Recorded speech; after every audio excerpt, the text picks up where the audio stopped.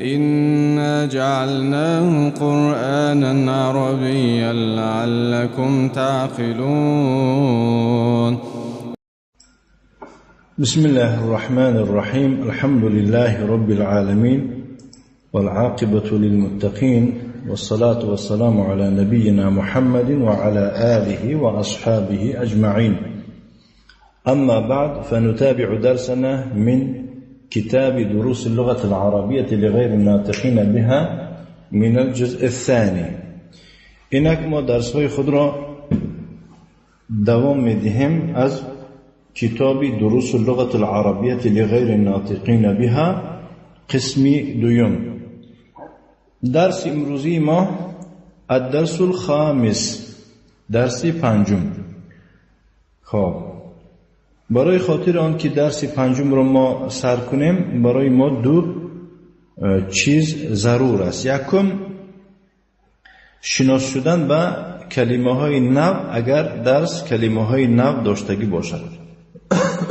از بس که الدرس الخامس، درس پنجم، کلمه های نو دارد، در آخرش در صفحه 35 ما باید که یکم با کلمه های نو شناس شویم تا اینکه عباره ها را در وقت خواندن ترجمه کرده توانیم.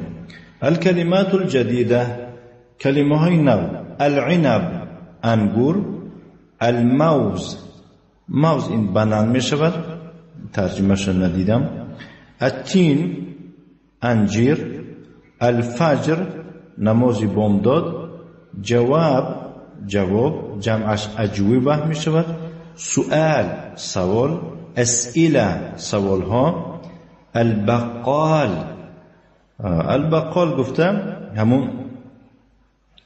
همون کسی که کبودی و سبزوات می فروشد.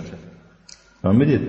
کبودی و یعنی زیلین و چیزهای میوه می فروشد. میوه فروشد سوداگری که مثال گیری میوه فروشی میکنند، هوای بقال میگویند. خب العصا، عصا. حیه، مار. جمعش حیات می شود. سمعه، فعل ماضی. وی شنید. فهمه، فعل ماضی. وی فهمید. شربه، فعل ماضی. وی نوشید، فعل ماضی. گفته زمانی گذشته را میگه. اکنون از دو چیز یک چیزش شناس شدیم. دوم چیزی که برای ما ضرور و حتمی است شناس شدن به موضوع درس. موضوع درس ما از چه عبارت می باشد؟ الفاعل والمفعول به، یعنی شناس شدن به فاعل و المفعول به. فاعل نامی کننده را گویند، همون کسی که از هوای کار صادر شده است، همون را از روی نقطه نظر علم نحو و را فاعل می نامند. اما المفعول به همون کس و همون چیز را می نامند که کار در سر او فرامده است. یعنی همون کار فاعل یا که بگیم تأثیر فاعل در سر همون فرامده است، بالای او فرامده است. برای من اینه میگن که دپلین استرادات نزلوگش میگن. اما به زبان عربی میگن که الفاعل اسم مرفوع قبله فعل، یعنی فاعل یک اسمی مرفوع است که قبل از وی فعل ذکر شدگی است، آمدگی است. معلوم میشد است که هیچ وقت فاعل از فعل پیش نمی آمده است. اول فعل میشود، فعل که آمد حتما برای فعل فاعل در کار میشود. بارک الله فیکم. فهمیدید؟ خلاصه همون کار را انجام دادگی کس را فاعل میگفتند، خواه کس باشد و خواه چیز باشد، یعنی خواه جاندار باشد و خواه بیجان باشد. اما المفعول به اسم منصوب، این اسم منصوب است که به سوال کیرا و چرا جواب می شود، فاعل باشد، به سوال کی و چی جواب می شود. اما مفعول به یا که المفعول به اسم منصوب است که وقع علیه فعل الفاعل، همون کار فاعل در سر او واقع می گردد. انشاءالله در درس بعد می گذاریم. برای مثال المدرس، مدرس میگوید درس الخامس سر میکنیم درس را. من فتح باب الفصل، من فتح باب الفصل، در صنف را کی گشاد؟ در اینجا اگر اهمیت دادگی باشد فتح فعل میشد. برای فعل گفتیم چی در کار میشد؟ فاعل در کار میشود. همون فاعل انجام دهنده کار را میگویند. خب کی گشاد در را؟ خب در اینجا فتح فعل ماضی است، در درونش ضمیری مستتر پوشیده است، فاعل.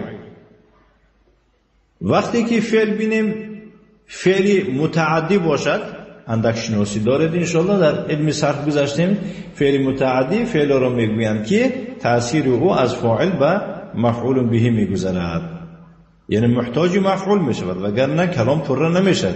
کی گشاد؟ کی گشاد؟ چرا گشاد؟ در را. در اینجا باب مفعول به شده استاده است، با باب مضاف شده می شود، الفصلی مضاف الیه مجرور بالمضاف. مهم در صنف را کی گشاد؟ گفته معلم پرسیده استاده است، حامد جواب می دهد انا فتحته، من وی را گشادم. انا فتحته، در اینجا دو تا ضمیر پی هم آمده استاده است. اگر اهمیت دهید در آخری فعل فتح فعل میگویند، تو فاعل شده استاده است. این ضمیر بارز میگویند، ضمیری که در فعل یعنی در آخری فعل نمایان باشد او را به چشم دیده شود، وی را ضمیر بارز میگویند. اما در فعل یا که گویم در شکل فتح ضمیرش مستتر می شود، پوشیده. فتحتو ضمیرش تو شده استاده است. هو چیست؟ حاضر میگویم. فتح فعل، برای فعل چی در کار می شود؟ فاعل در کار می شود. تو فاعل شده استاده است. همون تو ضمیر بارزی متصل است، یعنی بارز گفته نمایان میگویند، متصل گفته پیوسته میگویند. معلوم شده است که وقتی که ما ضمیر بارز گفتیم عکسش هم دانستن در کار. بارز عکسش مستتر پوشیده می شود. وقتی که ما متصل گفتیم ضمیر پیوسته گفتیم عکسش منفصل می شود، جداگانه. فهمیدید؟ معلوم میشه که با در برابر ضمیر بارز ضمیر مستتر هم بوده است، در برابر ضمیر متصل پیوسته با ضمیر منفصل هم بوده است. انشاءالله در نوبتی خود میگذاریم. یا که همین جا هست انا فتحین، انا ضمیر منفصل است، دور نروید. خب من گشادم. اکنون یکی از نشانه های فعل متعدی یعنی مفعول طلب آن است که در آخرش با یک ضمیر دیگر پیوست می شود که این را ضمیری چی می گویند؟ ضمیری که مفعول به شده استاده است. انا فتحته، تو هم ضمیر است، هو هم ضمیر است. فهمیدید؟ تو فقط ضمیر فاعل است و هو ضمیر مفعول به است. من وی را گشادم. فهمیدید؟ بارک الله فیکم. المدرس یسأل، با سوال میدهد و من فتح النوافذ، و کی تیریزه ها را گشاد؟ فتح فعل ضمیر مستتر هو فاعل شده ایستاده است، النوافذ مفعول به. دیده مفعول به منصوب می شود. انا فتحتها، علی می فرماد که من وی ها را گشادم. و برای چی؟ ها را یعنی که آنها را گفته ایستاده هم، برای خاطر آن که این ها ضمیر است که برمیگره به سری النوافذ. النوافذ گرچنده که جمع است ولی ضمیر جمع نمی شود، زیرا اینکه این جمعی شکسته غیر عاقل میگویند. فهمیدید؟ اگر گوید که این تیریزه ها گوید هؤلائی گفته نمیتوانید، هذه النوافذ میگید. نعم. انا فتحتها، فتحت فعل، تو فاعل، ها مفعول به شده ایستاده است. نعم. دوام میدیم اکنون. المدرس من کسر هذا القلم هذا المكتب، این میز را کی شکست؟ انت کسرته یا هاشم، آیا تو شکستی وی را ای هاشم؟ لا اینی ما کسرتو، نه من وی را نشکستم. در اینجا در سری فعل ماضی ما داخل شده است، یعنی این ما چی را دلالت میکند؟ دلالت میکند انکاری ماضی، انکاری فعل ماضی، فعل ماضی را انکار کرده است. میگوید نه من وی را نشکستم. فهمیدید؟ اگر سوال کنید که کسره از فعل لازم است یا فعل متعدی، میگید که فعل متعدی است. یکی از نشانهاش چی بود؟ کسر تو هو، در آخرش ضمیر مفعول به پیوست می شود. مدرس می پرسد ارجع زکریا و حمزه و عثمان من مکه، آیا زکریا و حمزه و عثمان از مکه برگشتند؟ حامد می فرماید در جواب لا ما رجعوا، نه و اینها برنگشتند. در اینجا فاعل کجاست؟ در بالا رجع فعل باشد دیگه ما محتاج ضمیر مستتر نیستیم، زیرا که اونجا ضمیر حاجت نیست. زکریا آمد. فهمیدید؟ این اسمی ظاهر میگویم، اسمی ظاهر میگویم. وقتی که اسمی ظاهر نباشد اسمی مضمر میگوید، یعنی ضمیر میآید. زکریا فاعل است و حمزه فاعل است و عثمان فاعل است. اکنون در جواب میفرماید که لا ما رجعوا، نه ایشان برنگشتند. رجع فعل میشود، فاعلش کو نمیتونید گفتن که ضمیر مستتر. با فاعل چی بوده است؟ واو الجماعه، و انمو واو جماعت فاعل شده ایستاده است. فهمیدید؟ این اختصار کردم که عذاب نکشید، زحمت نکشید گفتن. مفعول در کار نیست، زیرا که رجع یرجع از فعلهای لازم است، محتاج مفعول نیست. عباس یقول یا استاذ خرج الطلاب الجدد و ذهبوا الى المدير. ای استاذ، دانشجویان نو برآمده به نزد مدیر رفتن، یعنی به اتاقش، به ادارش رفتن. المدرس یقول افهمت الدرس یا طلحه؟ ای طلحه، تو درس را فهمیدی؟ فهمه از بابی چی؟ از فعل های متعدی است، چون که الدرس مفعول به آمده است. نعم فهمته جیدا، آره ما وی را خوب ناز فهمیدم. اکتبت الاجوبه یا فیصل؟ ای فیصل، تو جواب ها را نوشتی؟ لا ما کتبتها، نه ما وی ها را ننوشتم. لماذا؟ برای چی؟ لاننی ما فهمت الاسئله، زیرا اینکه من سوال ها را نفهمیدم. المدرس یقول احفظت سوره الفجر یا ابراهیم؟ ای ابراهیم، آیا تو سوره فجر را فهمیدی؟ از بر کردی؟ آیا تو سوره فجر، یعنی سوره فجر را از بر کردیم؟ نعم حفظتها و حفظت سوره التین ایضا. آره من آن را از بر کردم و سوره تین را نیز از بر کردم، از یاد کردم. تمارین مشقا.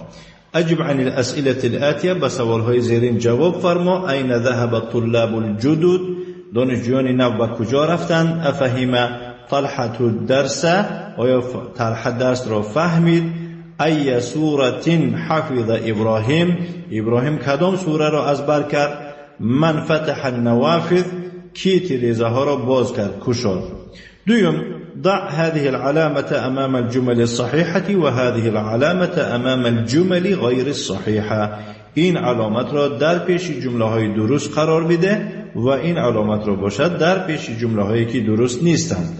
فتح علی الفصل ما رجع زكريا وحمزة وعثمان من مكة ما كتب فيصل الأجوبة لأنه ما فهم الأسئلة ما كتب فيصل الأجوبة لأن قلمه مكسور.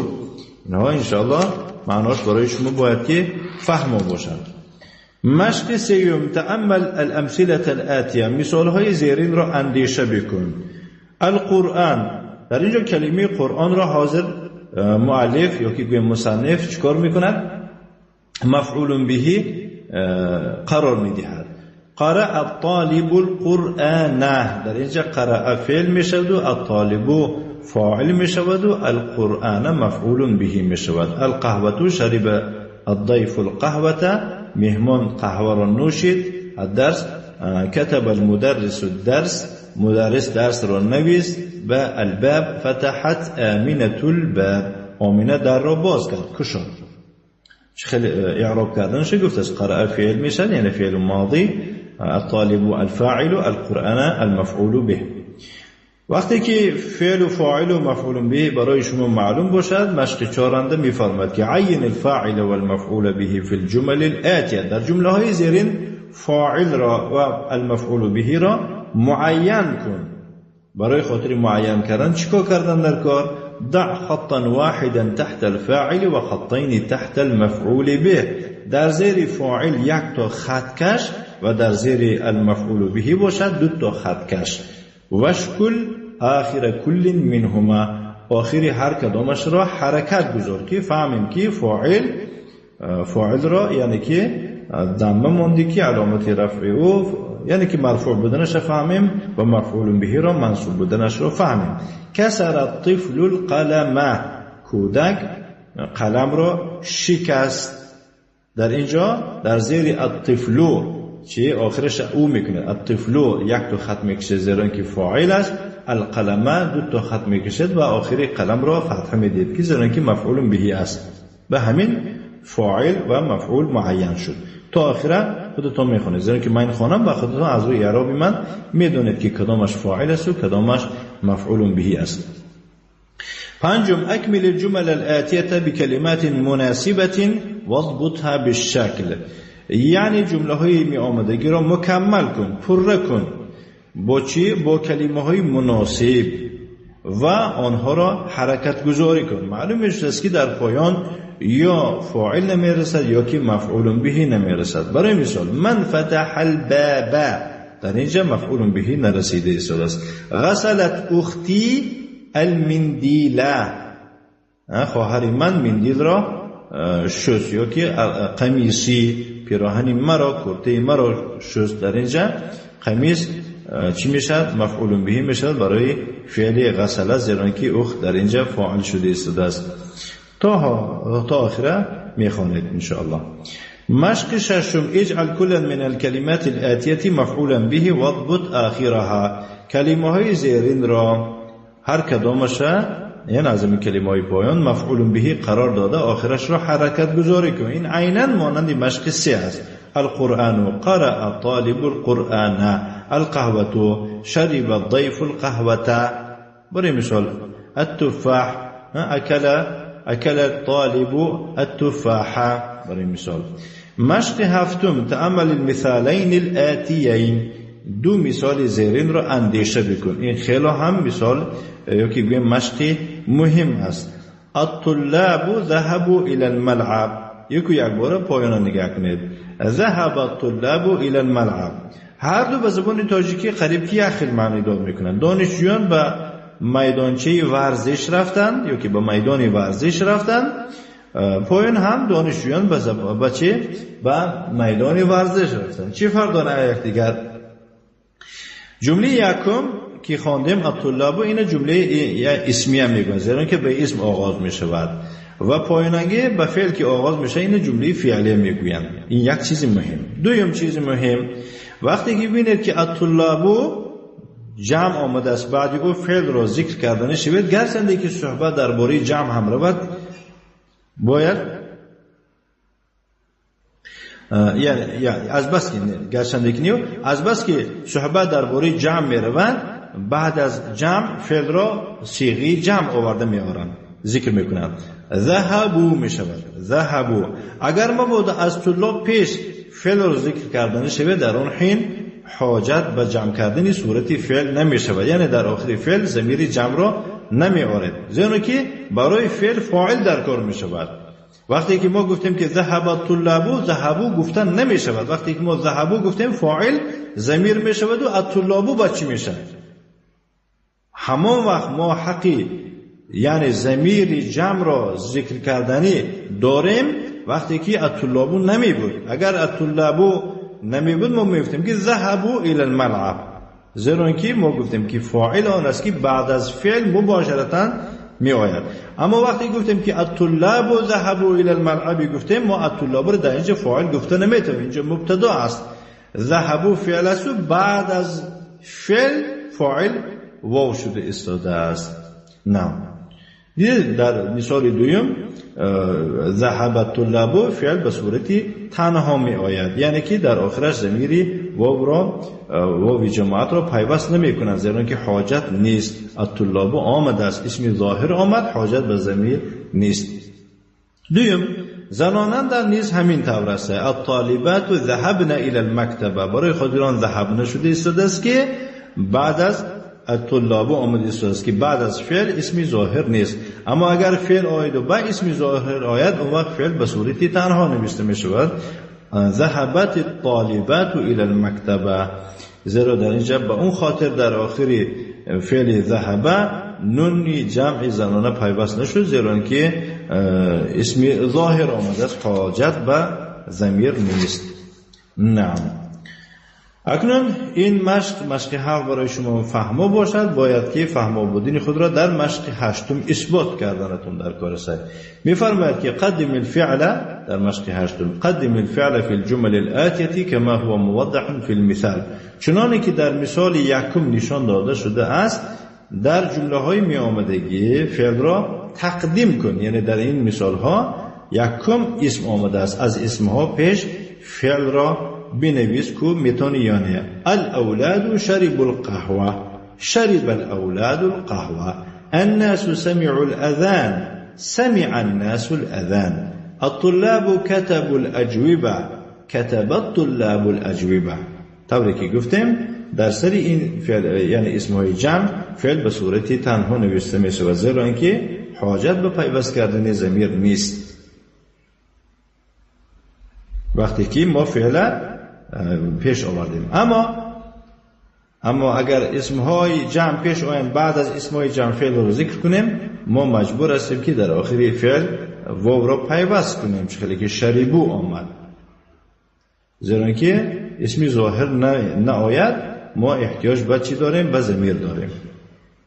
مشق نهم تأمل الامثله الآتیه، مثال های زیرین را اندیشه بکن. این هم مانند همون مشق هفتم و هشتم، فقط در اینجا بسیار فعلی را آمده است، بسیار فعلی. خب مثلا میگویند که خرج الطلاب و ذهبوا، در اینجا برای چه خرج تنها آمد و ذهبوا صورتش دیگر شد؟ میگید که وقتی که ما خرج گفتیم بعد از خرج دیدیم که الطلاب اسم جمع ظاهر آمده، حاجت به ضمیر نیست. وقتی که ما جمله رو دوام دادیم که و ذهبوا یعنی برآمدن دانشجویان و رفتن، وقتی که ما کلمه رفتن گفتنی شدیم دیگر اسم ظاهر که نیست، در آخری فعل ذهبه واو جمع را فاعل قرار دادیم. قرأ الطلاب و کتبوا، اکل الناس و شربوا. اکنون این فهمو شدگی باشد، میفرماید در دوام آخری در آخری مشق نهم کون جملا مثل هذه مستعملا الفعلين الواردين في كل تمرين ومستعينا بالكلمات التي بين القوسين. یعنی تشکیل بکن جمله های رو مانند انا همین میگود، مانند جمله هایی که در بالا گذاشتن، استفاده برده دو فعل رو که آمدگی است در هر کدوم از مشق ها استفاده برده کلمه های رو که در بین دو قوس هستند. یعنی دخل جلسه الطلاب الفصل، دخل الطلاب الفصل، دخل الطلاب الفصل و جلسوا. دخل میماند و جلسوا صورتش دیگه میشود. ضرب الاولاد الحیه و قتلوا و قتلوها. مشق دهم كون جملا مستعملا الكلمات الآتية کلمه های زیرین رو استفاده برده جمله ها بساز. اکل خورد، غسل شست، قرأ خواند، کتب نویست، ضرب زد، قتل کشت، دخل داخل شد، درآمد، خرج خارج شد برآمد، حفظ از بر کرد یاد کرد، شرب نوشید، فهم فهمید، سمع شنید. مشق آخران 11. تأمل ما یلی، اندیشه بکن مثال های پایان را زیرین را. من فتح الباب، کی در را گشاد. وقتی که شما جواب میدهید شرط نیست که انا دوباره نام مفعول را با اسم ظاهر ذکر کنید. شما میتوانید به جای اسم ظاهر اسم مضمر یعنی ضمیر را ذکر کنید. انا فتحته، در آخری تو و هو علاوه میکنه جمع کرده. من فتح النوافذ، کی تیرزه ها رو گشاد. انا فتحتها، در آخری یعنی فعل فتحتو جمع میکنید یک جای میارد ها. انما ها ضمیر است که راجع به سر النوافذ میره، طوری که هو ضمیر است که به سر الباب میره. به همین ما شما درس 5 را با یاردم الله حق سبحانه و تعالی با آخر رساندیم. و صلی اللهم و سلم علی نبینا محمد وعلى آله وأصحابه وسلم تسليما مزيدا، وجزاكم الله خيرا وبارك الله فيكم.